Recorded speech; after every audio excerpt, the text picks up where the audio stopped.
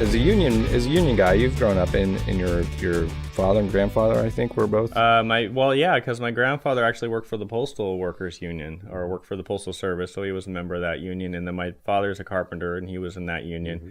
I had another uncle who was a carpenter, and a different uncle who was a millwright for quite a while. They were both union. I've been union in some of my jobs. I just actually promoted at my current job, so I was with SAU 1000 through the state. And now I'm actually in the management series, so I can't be a member of a union because of that. So I joined the associations that back the workers. So I'm actually a member of 2 associations for the managers, both on the statewide level and in the DMV, where I currently work. So. I've learned a lot. I grew up in Illinois where there was Caterpillar. I remember my dad going to work and there being strikes going on. And then I moved to Indiana, which was a non-union state, and ended up working for Caterpillar and being told, hey, after 3 years of third shift, right. You got the second shift and then first shift, and you didn't talk about the right NASCAR driver at the break table. So we're going to need you to go back to third shift, and if you don't, there's nothing else for you to do here. And that's a layoff that was unrepresented, mm-hmm. based on political stuff that dealt with these engine changeovers on that Obama put in place. And I've learned a lot in being in a union, and sometimes it is a double-edged sword. And I mean, what are some of your experiences as growing up, not only seeing that, but also working with it in your life? Well, we grew up very poor. We had the electricity turned off on us at times because we couldn't pay the bill. My dad started out at the low end, basically, of the union and worked his way up through the apprenticeship program and became a union member, obviously. And worked his way up to where he had a salary where he can afford, better things. So they're fairly middle class now. But when I was growing up, we grew up with a swamp cooler. I don't know if a lot of people, I tell them that, and they have no idea what that means. Do you shade the swamp cooler, or do you let it sun hit it? It was actually on a porch underneath the roof, so it was shaded. Okay, yeah, there's a debate there too. Yeah, so yeah, I would say shade. Okay, yeah. Yeah, I know I'm taking sides here. I don't want to get too partisan on the issue, right.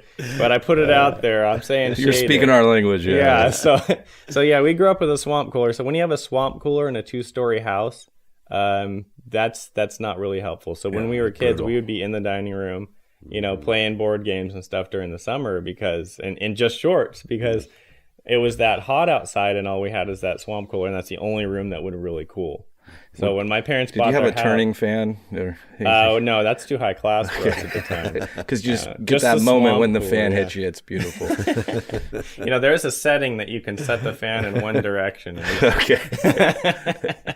But anyway, so we grew up, when my parents bought their house, it didn't have siding on it. It was tar paper on the outside. Mm. So that's the kind of house we moved into as kids. So I come from a very rough background. I don't talk about it a lot because you hear every politician say, I was this, I was that, I was run down. And you hear him say that, and it's become to the point where people are like, they don't respond to that anymore because they hear every single person say that. And that's one of the issues that we're facing, I think. We'll get back to your union question, but I think one of the issues we're facing is that we hear the same things from different politicians who don't really represent us, and then we kind of get more critical and move away from politics and more cynical because we don't, see the changes being made. Because once they get into office, they turn their back on us. And you don't have to be a prophet to figure out what that is. And now we know what it is. It's those corporate donations flowing in during the campaign turn into votes. It's this magical little experience. You put the money in one side of the box and like the little math equations in elementary school. And the other side of the box, after that formula comes out, is the vote for the corporation. Imagine that. It's exactly like magic. But we don't have people representing us. And what unions do basically is they fight for the workers. They have the bargaining chip for the workers. We've had a couple court cases go through which basically cut down union dues. So your monthly dues that you pay to the union, they can't use that for political bargaining outside of the actual bargaining process. So you pay a separate fee. Got to pay a little more now. Yeah, pay a little more that goes towards politics. You can also be a member of, for my union, it was called COPE, and that's basically a political committee. And you can donate to that. It was $20 extra a month to donate to that. That can actually be used for political donations as well. So for my union, you could have registered non-germane, which means you only paid the cost for the bargaining, for the contracts and protection from the union. And then if you wanted to, you could become a full member and pay more than the non-germane dues, which is only like a $5 or $6 difference. And that little bit of money went to political, candidates and issues and funding for that. And then on top of that, the COPE money went towards that too. That's all well and good. But now we have the Janus case coming forward in the Supreme Court, which would take away all membership dues. And it would become like the postal union on the federal level, which would be what's called an open shop. So what that does basically is you get all the benefits of the union and don't have to pay a dime. So that's the issue, because what that's going to do is on the surface you say, well, people love their unions. They won't, go away from it. Well, how many Republicans are in these unions and don't necessarily want their money going to politicians and don't realize, at least in California, that doesn't happen. You can opt out of that basically. They're going to automatically knee-jerk leave the union. So my thing that I talk to people about, when I talk to people who are members of unions and union leadership, I say, listen, we need to democratize the unions that aren't. We have a lot of awesome unions that have their workers very involved. You see the teacher strikes that we were talking about before we came on the air. Yeah. Those are wildcat strikes. These are the teachers deciding, even sometimes outside of the union's authority, deciding we are going to strike and we're going to strike for this and we're not going to stop until we get it. Highly organized, multi-state. And even if the union themselves says we should negotiate for less, that's what a wildcat strike is. They go out on their own and say, no, we are going to go and get what we want. That's based on the issues. So what I want to see in a lot of the top-down, the larger unions, is I want to see more democracy. Now, will we lose a couple of unions to Republican voters in some red areas? Yes. But what are we trying to do? Are we trying to represent, or are we trying to push our values on everyone else? And that's the question.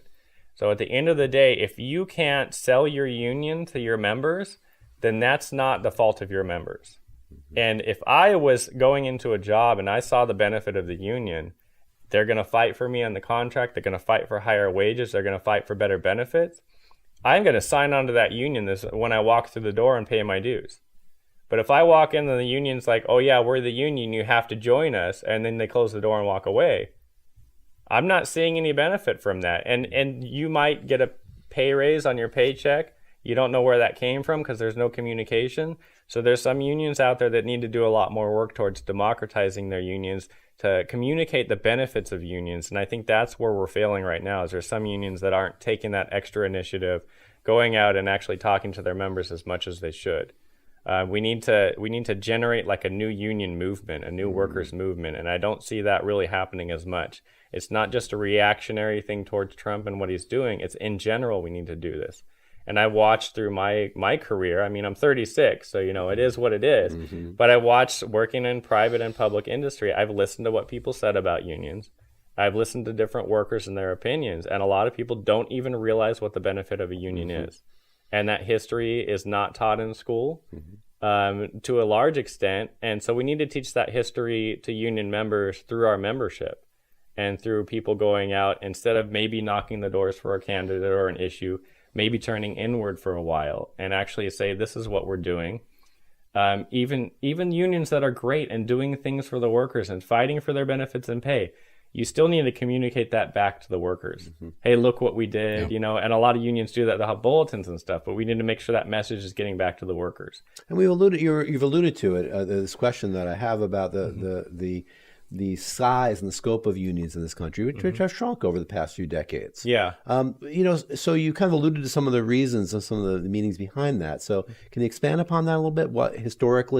What unions have been for this country in the past and why we've seen the diminution of membership? Yeah, we'll get back to lately. Socialism, the scary word. Weekends off. Yeah. Socialism is weekends off. That's why we have David Hildebrand here, is because of unions. Yeah, exactly. That's why I'm able to come here. Otherwise, I'd be digging a ditch, which I'd probably be doing at home because we're installing some sprinkler systems. But you're doing it for yourself. Hard-working guy, man. Yeah, that's different.